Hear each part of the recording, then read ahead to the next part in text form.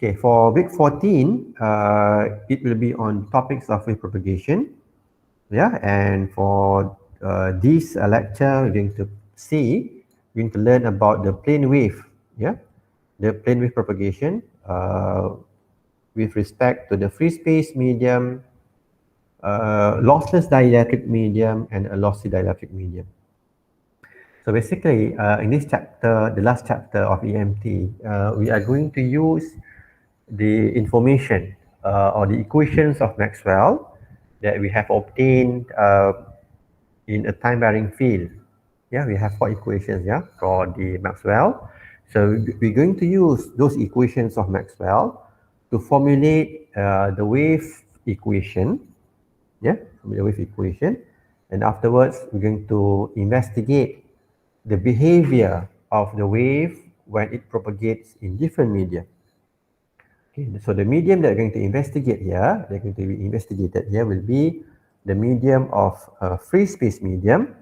Yeah, okay, and then followed by the medium of loss dielectric, and then going to see how the wave propagate in a medium of lossy dielectrics.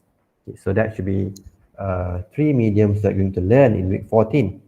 Basically, for today's lecture, we're going to cover only on the wave propagation for two mediums, which are the free space medium and the lossless medium. So lossy medium will be the next week, yeah? Right. Okay, so that will be lecture 23, yeah, covered in lecture 23. So the topics to be learned will be on understanding or investigating the wave propagation behavior in a free space medium and also in a lossless dielectrics or perfect dielectrics, yeah? Because both both medium are almost the same. The difference is only on the permittivity and permeability value, right? Because for free space, we know that permittivity is epsilon naught, permeability is mu naught, whereas for a loss dielectric, the permittivity will be epsilon naught multiplied with relative value, and also for the permeability will be mu naught multiplied with the mu r. Okay, this is for the case of lossless dielectric. All of the value, the permittivity value and the permeability value, all of them are real numbers. Okay, so we just have almost the same properties, characteristics of the free space medium and the loss dielectric medium. Yeah, so that's why I combine this together in lecture 23. Yeah, so reference for this lecture can be obtained from Sadiku, page of 495 to page 497.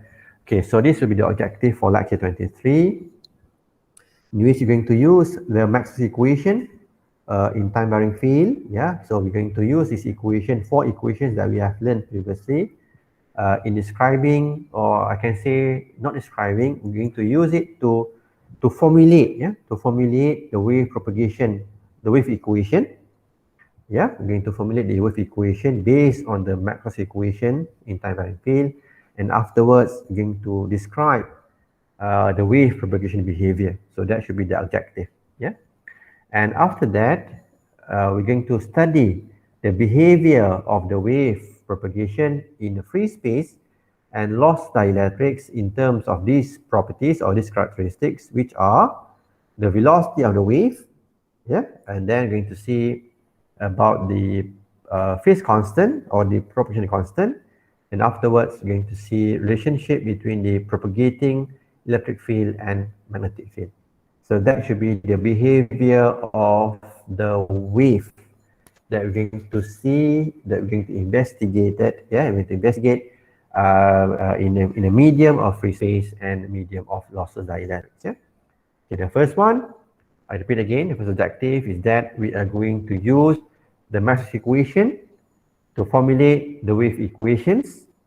And the number 2, we're going to study the behavior of the wave propagation in the medium of free space and in lossless dielectrics. Yeah. Okay, basically this will be the methodology, the flow chart of our discussion in this chapter. Yeah, in which we're going to start with the Maxwell equation in time-varying field. Yeah, from here we're going to investigate the wave propagation in a free space medium and lossless dielectric. This will be in lecture 23. And afterwards, we're going to learn about the wave propagation behavior in lossy medium.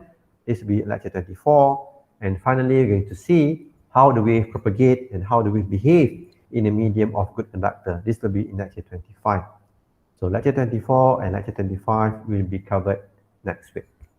Okay, so today our task will be only on lecture 23 on investigating the wave behavior in a free space and lossless dielectric medium. Okay, so if we base on this communication, yeah, between the our tower, communication tower, and also the portable device, we can see that in between these two things, there should be a wave, yeah, that is transmitted, yeah, between the tower and also the portable device, let's say the handphone, yeah, which we also have the wave, yeah. There must be a wave that is connecting the two medium. Okay, and this particular wave can be written as can be consists of electric field and also magnetic field. Yeah. Okay, so you can see that the wave that is said to propagate between this tower and also the portable device consists of both time varying electric field ET and also time varying magnetic field the HT.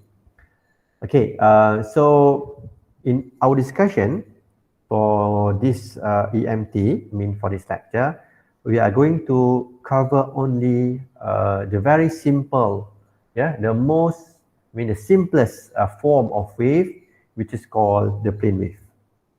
Yeah, the plane wave is the simplest form of wave in which we assume that the signal is said to be polarized linearly, yeah, linearly polarized. So what is meant by the plane wave? What is meant by this plane wave? It means that the wave is said to propagate in a single plane, in a single plane. So if we base on this diagram, yeah, if we base on this diagram, you assume that this red line here is your electric field wave, yeah, electric field wave, and the electric field wave is said to propagate in the z direction as shown in diagram here. Yeah? That should be the direction of the wave, but the wave is said to be polarized.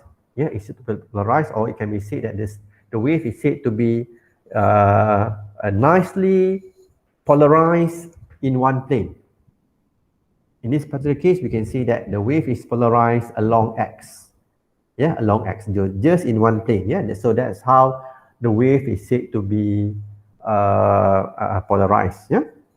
Okay, so that is our assumption. So this is the simplest form of wave that we're going to consider in our discussion, yeah, in this chapter.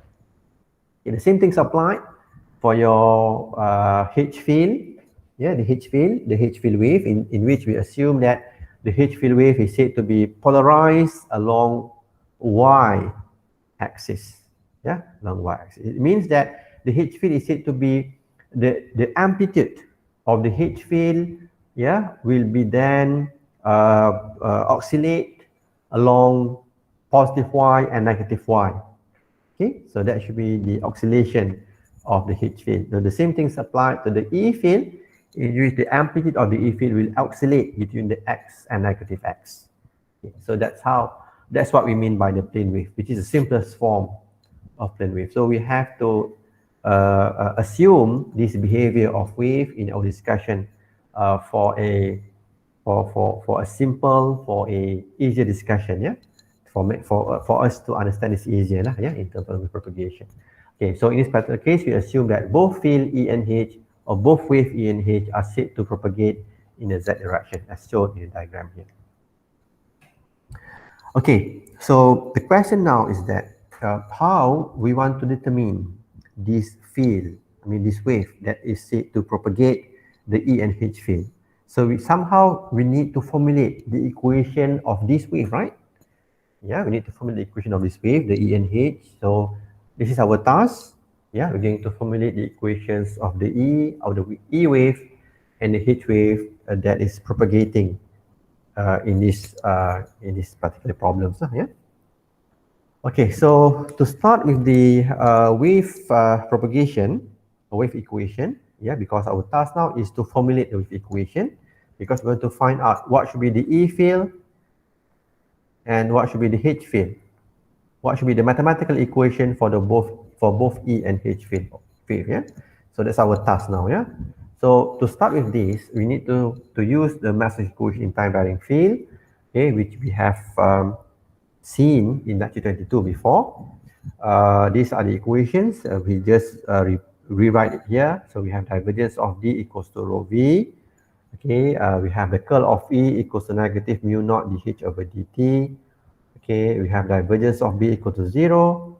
Okay, and we have finally the curl of H equals to J plus epsilon naught dE over dt. Okay, so for this particular case, we are assuming the medium to be free space. Yeah, free space medium. That's why if we base on this equation, we have the use of mu naught and the use of epsilon naught. Yeah, because we assume that this the wave that we are considering now is propagating in a free space medium. Okay, so we need to do few assumptions in developing the equation, in which we assume that the medium that we are considering here will be a medium of sourceless. Sourceless, yeah, means that this is the medium that we want to find the E field and the H field, and we know the medium is a free space. Okay, so we assume that this particular medium, that this is sourceless. Sourceless means that there is no source of electric field and there is no source of magnetic field. So if you base on this equation of Maxwell, we have two equations that have the effect of source of field. Yeah, the first one is this equation, divergence of D equals to rho V, because we know that rho V, which is a charge, is a source of electric field. And the same thing is applied for the last equation here, where we have the curl of H equals to J plus epsilon dE over dt, whereas J here is the source of magnetic field. So in this particular case, we assume that the rho V and the J, both of them are equals to 0. Yeah, means that there is no source of field in our equations of E and H. Okay, so for that, we put here that there is the medium, yeah, the medium in which the E and H are said to propagate here is said to be sourceless, in which the rho V is 0 and J is 0, and as such, this equation has been now reduced to only consist of this component. Yeah, this of D equals to 0, and the curl of H will only consist of epsilon naught dE over dt. So the rest two, it will not, there is no changes, yeah, for the rest two equations. Yeah. So that will be, this will be the equations that we're going to use in the formulations of the wave equations. Okay, so for this, we can then proceed with the equation. So for number one, I'm going to use this equation, yeah, this equation, the curl of E equals to negative mu naught dH over dt. Okay, and our assumption is that the E field that we have is the E field that is polarized along X, and the direction of the E field is towards Z, as shown in diagram here. Okay, so this is our assumption, yeah, of our E field wave. I repeat again, the E field wave that we assume in our formulation here is that the E wave is said to be polarized along X, and the wave is to be directed along Z direction. Yeah, so that's why if we proceed with this curl of E, so this is based on the equation curl of E equals to negative mu naught dH over dt. Yeah, so we have this equation. Yeah, so we have the curl of E. Since we have the E will only be in the X direction, so the EY will be 0, and the EZ will also be 0. So that's why I mentioned just now, we need to simplify, we need to do this assumption just to simplify our mathematical calculation. That's the reason why we use a plane wave, yeah, in our assumption. Okay, so when we solve for the curl of E, we're going to have this, yeah, the dAx over dz in the direction of y, and subsequently that should be equals to these terms lah, yeah, negative mu naught dh over dt. Okay, so when we have these, when you compare these two things here, we can say that your H field, the H field basically will be in the y direction. Yeah, H field will be in the y direction, and as such, we can see that the H field will be equals to Hy direction of y, in which the H field will be Hy direction of y. That's why we have the equation relationship of them is that the dEx over dz direction of y will be equals to minus mu naught dhy over dt direction of y. Okay, so that is the first relationship that we have between the E and the H field with, yeah, which is based on the first Maxwell equation of curl of E equals to negative mu naught dH over the dt. Okay, then. So we proceed with the application of the second Maxwell. Okay, but before that, just to make it clear that from this equation, we can also see that the H field will be polarized along y, yeah, as shown in this equation here. The H field will be polarized along y, and the direction of the field will be same, which is in the direction of z. Yeah. Okay. So now I'm going to use the second equation of Maxwell, which is the curl of H equals to epsilon naught dE over dt. Okay, in which I'm going to use assumption still that knowing that the H field only consists of Hy component. So that's why we have here the curl of H will be Hy component only, which is Hx will give us 0 and Hz will also give us 0. So when we proceed with this curl of H, we're going to have negative dHy over dz direction of x. You can prove this on your own. Okay, I'm going to have it as equals to epsilon naught the dEx over dt direction of x. Yeah? So this is based on the previous assumption that the E field basically will be the Ex direction of x. Yeah? So that's how we have these terms here. So we can have then the second relationship which give us the dHy over dz will be negative epsilon naught dEx over dt. Okay, so these are two relationships that we obtained. The first one is based on the equation of Maxwell. The curl of E equals to negative dB over dt, or equals to negative mu naught dH over dt. Whereas for this equation here, it comes from the curl of H equals to epsilon naught dE over dt, in which for both cases, we are assuming that the waves are said to be polarized, in which we have E equals to Ex of x, and H will be Hy direction of y. So both E and H are said to be plane wave, polarized along x and y respectively, and the direction of the both waves are towards z direction. Okay, so these are the assumptions that we have made so far. Okay, yeah? So we have these two equations.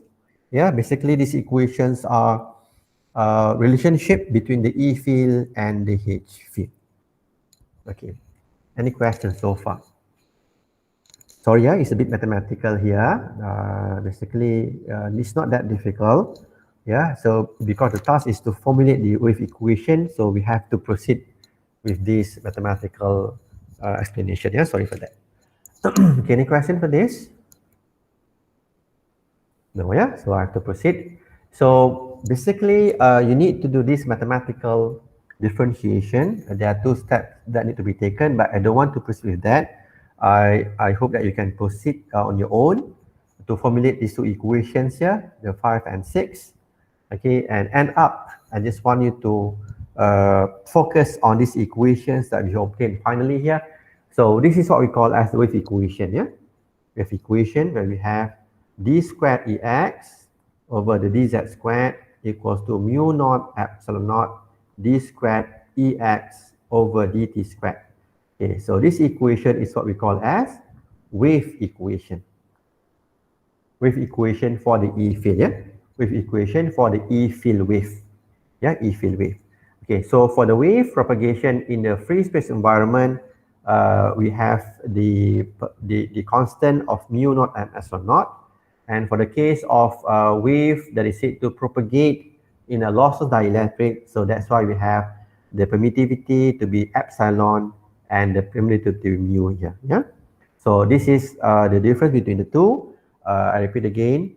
The first equation here is the wave, the E field wave terms for the case of free space environment or free space medium.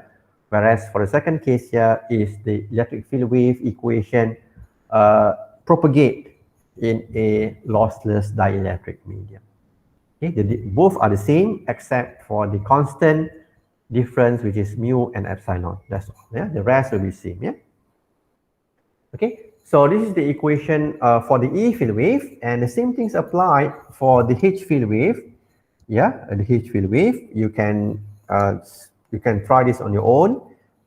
Do this mathematical differentiation for equation 3 and 4 that we have seen in the previous slides, and you're going to get equation 7 and 8, and subsequently we can have the equations to be returned as this. Yeah, where we have d squared hy over dz squared equals to mu naught epsilon naught d squared hy over dt squared. So basically, this will be your H field wave. Yeah, H field wave. So the first one is the H field wave in a free space environment. Secondly is the H field wave in the lossless dielectric environment. Okay, so that should be two equations. The first one is for the electric field wave, and second one is for the magnetic field wave. So it's almost similar. Yeah, if you can rewrite it for you for the E field wave for the free space environment, d squared Ex over dz squared equals to mu naught epsilon naught d squared of Ex over dt squared. Yeah, seems to be similar, yeah, in terms of both E and H. The difference is that only on the Ex and the Hy. Yeah, because we know that the E field, we have agreed just now that the E field is polarized and it is a plane wave polarized along X, whereas the H field is a plane wave which is polarized along Y. And both are propagating towards the Z direction. Okay, I hope it's clear on this, yeah? Okay, so next we're going to proceed with elaboration of this equation, because what we have here is very general equations of wave equation, yeah, general equations. We have d over dz, d over dt. So we're going to elaborate these equations further. Okay, so that should be the case. So from these equations, we can write these equations that we have seen just now in terms of the phasor form. So in terms of the phasor form, we're going to have negative omega squared, yeah, because we have d e over dt should be equal to j omega of Ex. So when we have d squared Ex over dt squared, so it becomes negative omega squared of Ex. Yeah, that's why we have these equations here, negative omega squared of mu naught epsilon naught of Ex. Yeah? Okay, so we can then state that these terms inside here, yeah, which is omega squared mu naught epsilon naught is also known to be k naught squared. K naught squared equals to omega squared of mu naught epsilon naught.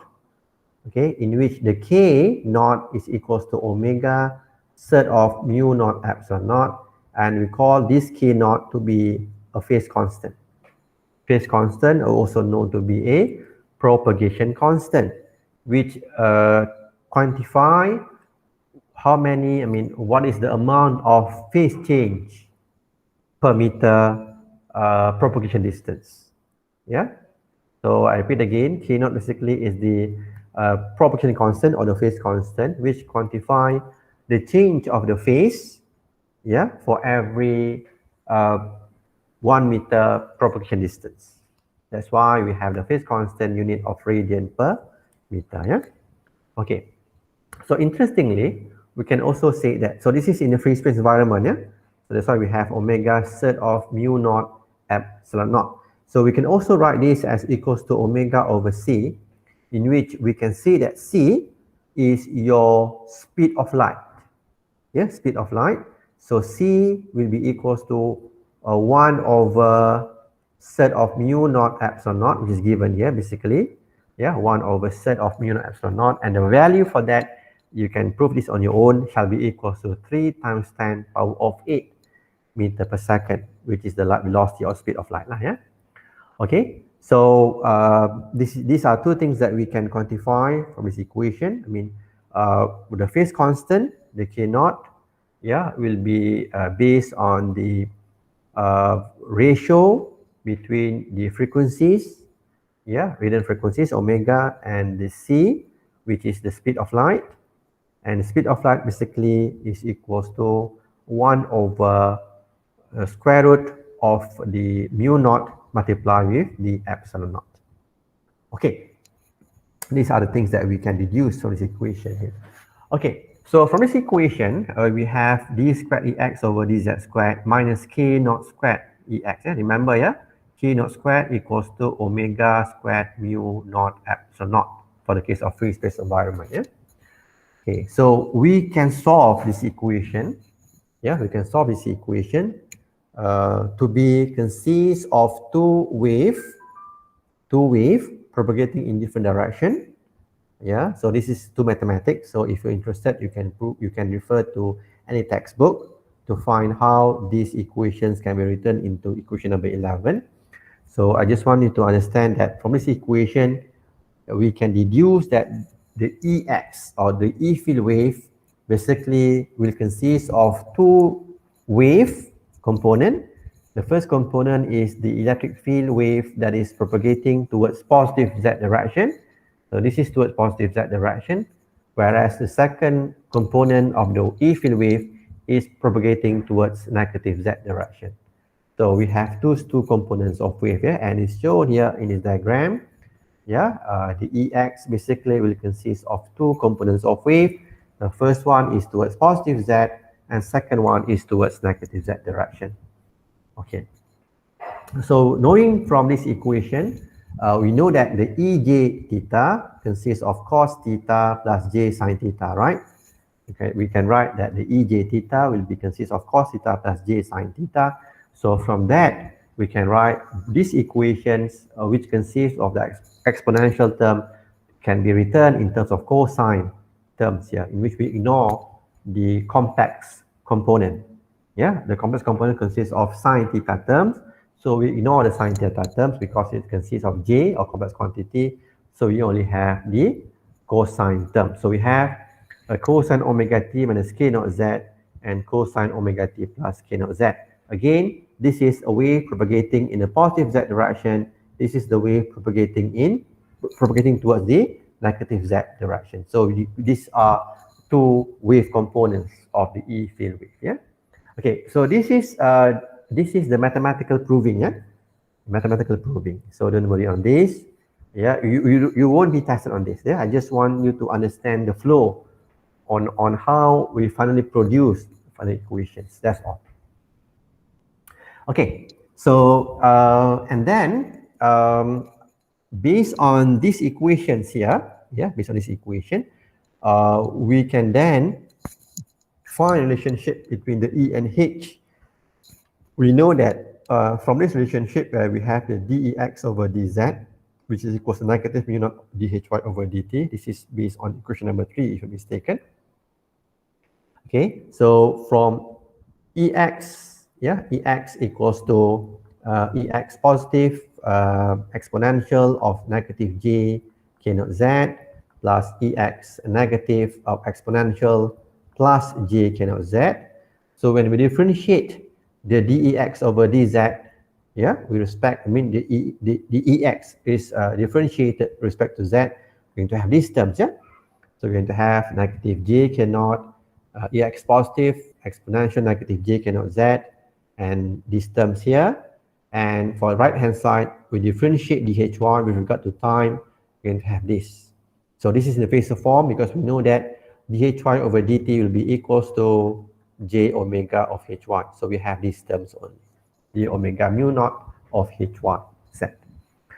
Okay, so from this relationship, we can rearrange it. We're going to have Hy, yeah, Hy is taken to the left hand side, and this will be brought to the right hand side. So we're going to have K naught over omega mu naught. This is for the positive Z direction. And this is for the negative Z direction. We have negative K naught over omega mu naught. Okay, so we can see that based on this relationship, yeah, we have agreed just now that K naught squared equals to omega squared of mu naught epsilon naught, right? So from here we can write that the K naught shall be equals to omega surd of mu naught epsilon naught. Am I right? Okay, so from here, if you base on this equation here, right? So we have that K naught over omega shall give us surd of mu naught epsilon naught. Okay, so if we substitute the K naught over omega with these terms of surd of mu naught epsilon naught, so we're going to have it to be equals to surd of mu naught epsilon naught divided by mu naught. Okay, and as such, it can be written as surd of epsilon naught divided by mu naught and given here in this equations then.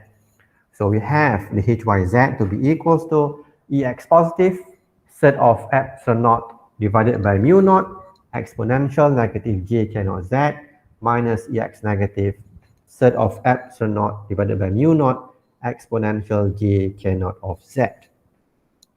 Okay, so we know that these terms, these overall terms, is your HY positive, whereas these overall terms here will be equals to HY of negative, in which we can write that HY basically consists of HY positive exponential negative J K naught Z plus HY negative exponential J K naught Z, which is similar to the terms here for the case of EX. Yeah, right.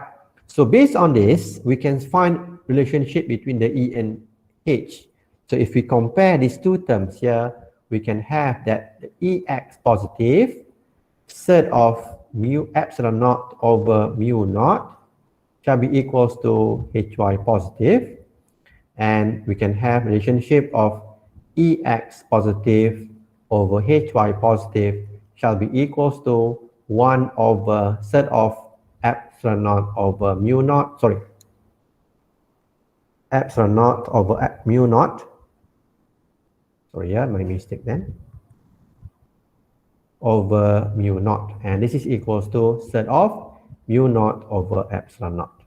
Okay, this is the relationship, between the magnitude, the magnitude of the electric field wave and the magnitude of the H field wave, as given here. So I have simplified it here that relationship between the amplitude of the EX, the E field wave, if I can put it here, this is the amplitude of E, this is the amplitude of H, So the ratio between the E amplitude or the E field wave amplitude and the H field wave amplitude will be equals to the surd of mu naught over epsilon naught, which is equals to 377 ohm. So these terms here is what we call as the intrinsic impedance of free space, and we call the symbol to be equal to eta. So eta is the symbol for the intrinsic impedance of the free space. So intrinsic impedance basically is the impedance of the medium, impedance of the medium. And for the free space itself, the value will be 377 ohm. It's a fixed value because it depends on the ratio between the mu naught and epsilon naught. For the case of lossless dielectric, so the similar equation shall be used, but the difference is that we have only the mu and epsilon, in which this can be further written to be surd of mu naught mu r divided by epsilon naught epsilon r. So that should be the equation that can be used to quantify the value of intrinsic impedance of the lossless dielectrics. For the case of free space, it is fixed value of 377 ohm.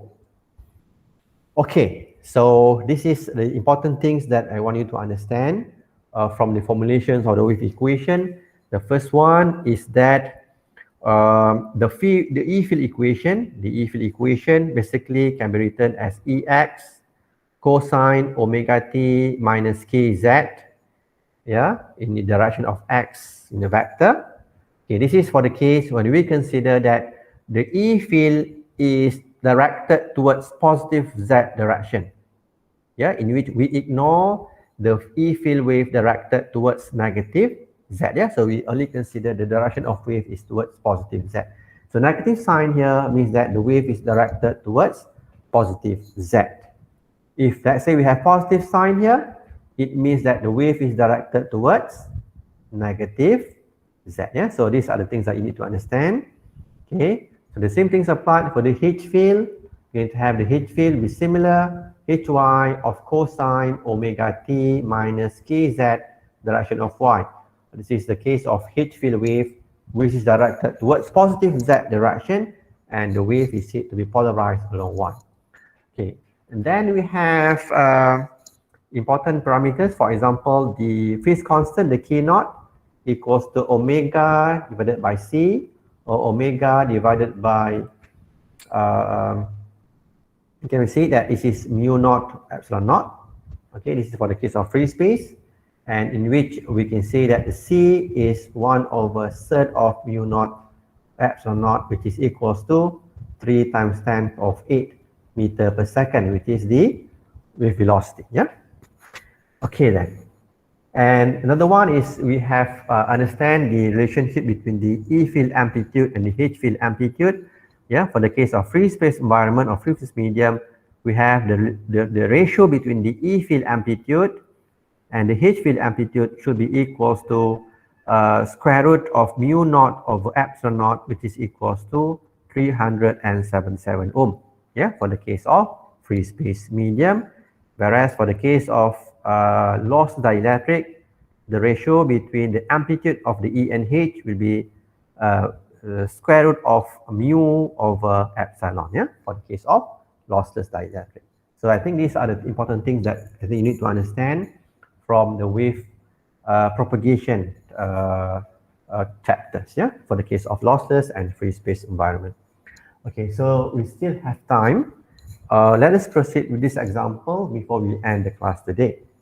Okay, so for this example, we are given a E field wave equation in a free space environment given to be 800 cosine 10 power of 8t minus beta y direction of z.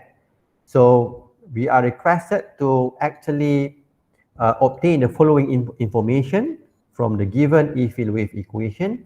The first one is to find the beta.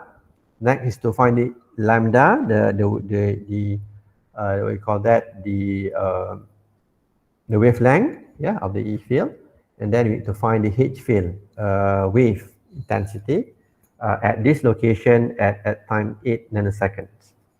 Okay then, so what we need to do now is that we need to compare this equation with the equation that we have learned before, yeah.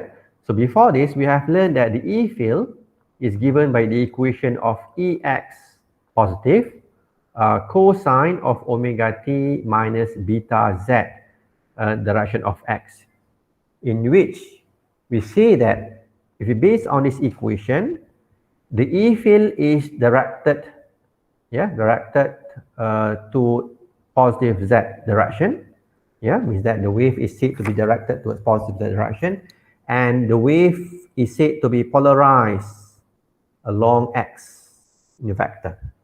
Yeah, so these are two things that you need to understand based on the equation that we have learned so far. This is the basic equation that we have learned. Based on this equation, the E field wave is said to be directed. Yeah, the wave propagate towards positive z direction, and the wave is polarized along x direction. Sorry, not the beta. Yeah, before this we learn the terms of k naught. Sorry for this. Yeah, k naught. Okay, so k naught is your phase constant. Yeah, yeah, phase constant. Okay, so we're going to compare these understandings, yeah, that we have learned in the previous slides with these given equations. Yeah, so from this equation we know that the amplitude of the E field will be equals to 800, right? Because the EX is the amplitude of the E field. Yeah, so based on this equation, the E field will be having 800 as the amplitude. The frequency omega will be equals to 10 power of 8. The K naught will be equals to beta. So what will be the wave propagation direction? So direction of wave will be towards positive y direction, because it's based on this. Yeah, for this particular case, the wave propagation is towards positive z. But since for this equation we have negative y here, so the direction of wave will be towards positive y, and the E field wave is said to be polarized along positive z. Yeah, given here in the equation, the E is having z direction, so the E field wave is said to be polarized along z direction. So all the time, in order for us to understand the behavior of the wave, we need to go back to this basic equation of the E field that we have formulated in our slide just now. Okay, so from here, it will make our life easier then, yeah, because we have agreed that this is the E field in the free space environment. So knowing that the beta is equals to the K naught, so we can see that the beta will be equals to K naught, which is equals to omega divided by C, yeah, for a free space environment. Yeah, so omega is 10 power of 8, whereas C is the speed of light, 3 times 10 power of 8, so that should be 1 divided by 3 radian per meter. That should be your beta, yeah, your phase constant. Okay, and for the lambda, yeah, we know that from the equation of C equals to F lambda, yeah, we can see that the lambda will be equal to C divided by F. Yeah, C is 3 times 10 power of 8 because it's the free space velocity, and F will be equals to omega divided by 2 pi, yeah, because we know that in a regular frequency, omega will be equals to 2 pi F. Yeah, so then we have F should be omega divided by 2 pi. So from here, we can write that that should be equals to 3 times 10 power of 8, and then we have omega divided by 2 pi, which is 1 times 10 power of 8 divided by 2 pi, and this will give us 6 pi as the lambda in meter. Yeah. Okay then, and finally is to find the H field. Yeah, is to find the H field. I think I can clear out few things here. Let me clear out this thing here then.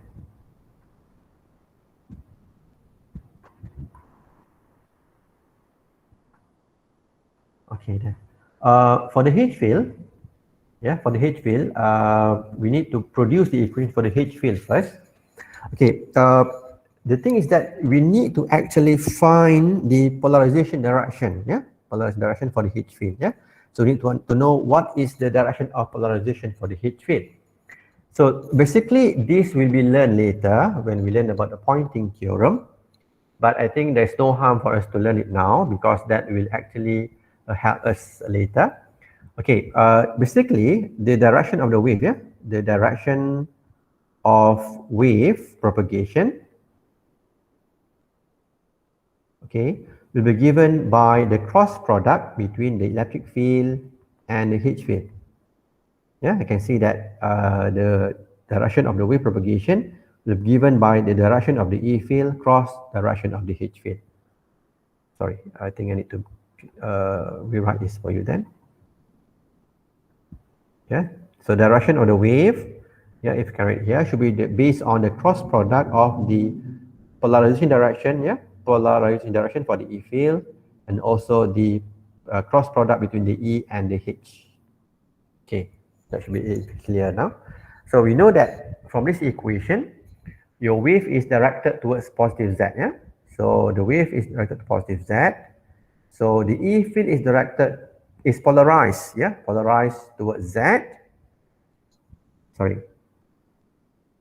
Let me see, yeah. My mistake then. Sorry for this, my mistake. Okay, if you base on this equation, the wave is said to be directed or propagate towards positive Y, yeah. Y is the wave propagation direction.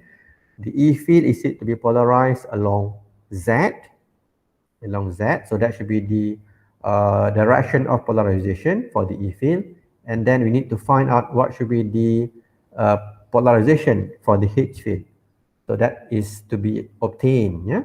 So if you base on this, since the direction is y, so we can see that the H field should be polarized along x direction. Yeah, because z cross x will give us y. Yeah. So we have, based on this idea, we know that your H field will be polarized along x, and the direction will be the same, which is directed towards positive y. So for that, we can write that the H field, yeah, will be equals to the H amplitude. I can just put H amplitude here. Cosine, the same frequency, which is 10 power of 8t, same beta, negative beta, same direction, y, but the wave is to be polarized along x, based on this answer just now. Okay, so that should be your H field. Yeah, that should be the H field equation.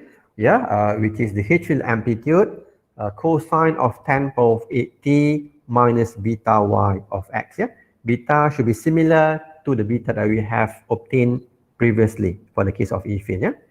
So the thing that we need to obtain now is the amplitude of the H field. So this is the things that we need to obtain now, which is what? The amplitude of the H field. Okay, so how to obtain the amplitude of the H field? So this is what we have learned just now, relationship between the amplitude of the E and H, yeah, in which we have learned that for the case of free space medium, the ratio between the amplitude of the E and the H is given by 377 ohm. Remember, this is the relationship, the amplitude ratio between the E field and the H field for the case of free space medium, which is 377 ohm. So for this, since we know that the amplitude for the E field is 800 given here, so basically we can find the amplitude for the H field, which is simply 800 divided by 377. And based on that, if you base on the calculator, the H field amplitude, yeah, will simply equals to 2.12 ampere per meter. So as such, we can write that the H field amplitude, so the H field wave equation, yeah, the H field wave equation, yeah, can be based on H field of 2.12 cosine of 10 power of 8t minus beta y and the direction of x, ampere per meter. Yeah, so that's how we obtain the amplitude of the H field, simply by using this relationship. Yeah, the ratio of the amplitude between the E and H will be equals to 377 for the case of free space medium. Okay, so the beta that we have here, I just want to repeat again, the beta that we are having here for the H field equation will be similar to the beta that we have obtained here for the E field case. Yeah. Right, so the question asks you to find the H field at its location and at its time of 8 nanosecond. Simply, we just need to substitute the respective variables related to the equation here, in which we need to substitute the value of t equals to 8 nanosecond, and we also need to substitute the value of y to be equals to 1.5 in this equation. So by substituting the value of 8 nanoseconds of t and y of 1.5 based on the given point of p here, yeah, by substituting the value of y of 1.5 in this equation, we can then obtain the actual field, H field wave at the respective location p and at time t of 8 nanoseconds. Okay, so that should be your H field wave equation. Okay, so it's 1 o'clock now.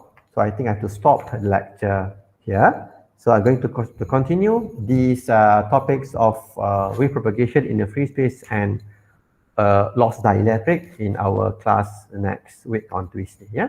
So a few more examples will be done. Yeah, in order for us to understand this concept of wave propagation in the free space and loss dielectric. Doctor, I have a question. Doctor. Yes. Just now for the direction y and the polarized z, What is the direction? No, Direction of what is the parameter that direction? is this one, is it direction? Ah, yes. Okay, it's given by these vectors. Remember, okay, I have to go back to this equation here. Okay, this equation, right? Okay, this Ah, equation is a cosine function. The negative denotes z. So z here means that the wave is propagating in the z direction. Yeah, given here in the diagram, right? The direction means that the wave is propagating towards z direction. Negative means that it's towards positive z. Positive means that it is towards negative z. okay. Okay, so that's why if you base on this example, if you base on these equations given in the problem, we have negative beta y, which means that the E field is propagating towards positive y. Is that clear, Vihan? Positive y. Yeah, because we have negative y, negative y, yeah? So the direction of the wave will be in the positive y direction. But how to determine the polarized? The polarized Polarized is based on this, direction. the vectors of the E field itself. Oh, okay, okay. Okay, means that if we base on the drawing for the field, it should be look like this. This is y direction and this should be the z. So this is the E field, which is polarized along z.